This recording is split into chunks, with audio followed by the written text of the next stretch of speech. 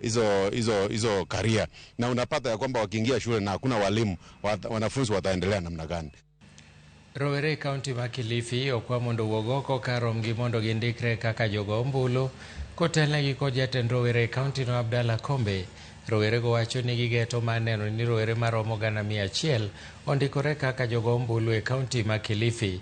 Rowere go bendo yango ni nitiere dwaro mar bedo ng'ala manyime e neno ni giyiero jotelo ma gidwaro kendo mabiro konyo jopiny e yiero manyien ma 2027. To magi wacho ni biro nyalore mana kokalo kuom ndikruok kaka jogo ombulu. Gisumo paro ne rowere counties mamoko mondo mi okaw ombulu mondo bi owinj duondgi e yiero mabiro.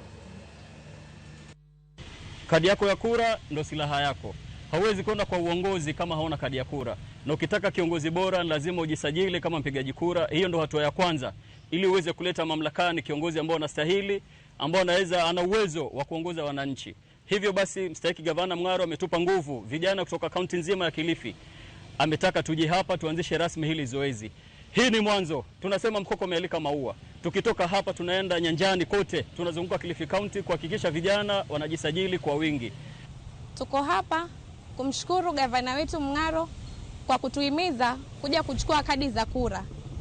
Mimi nishachukua yangu. Je, wewe? Tunataka kuhakikisha tumepata zaidi ya vijana 100,000 tujaze kwa lile kapu letu.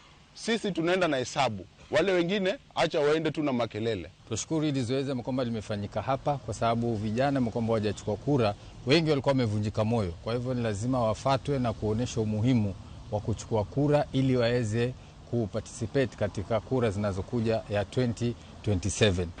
So katika hii CVR ambayo tunaendelea nayo sasa, target yetu ilikuwa ni 10% ya target. So hiyo ilikuwa ni 3,329. Kufikia sasa tumeregister around 39%. Tuko 1,310. Hiyo ni around 40% ya target yetu. So tukiangalia tunaona tunaelekea in the right direction.